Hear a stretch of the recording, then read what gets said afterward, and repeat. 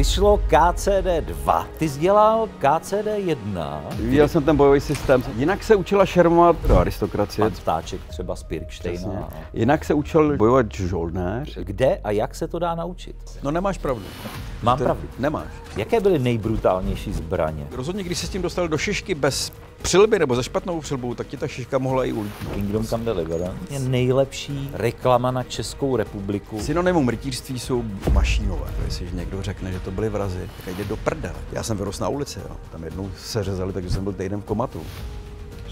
Už jsem byl asi 2 měsíce šermíř, tak jsem sebral nějakou tyč, tak se mi seřezal. Rvačka jako prase, skončili jsme hrozně rozbití. Jak vlastně pracuješ s větším davem lidí? Ale mě by zajímalo rytířství. My jsme dělali s Waltem Disneyem, jakože na dny, obrovská produkce, třeba s tím Jackie Chanem, tak tam se jenom na něj chodili ty lidi dívat, jak jedná s lidma. Mahousův mlýn se to jmenuje. Já když jsem to objevil, jsem si říkal, já jsem našel svatý grál. Máš tam i lazebnice? Prostě mám tam i lazebnice. Promiň, jenom byli husiti komunisti nebo ne?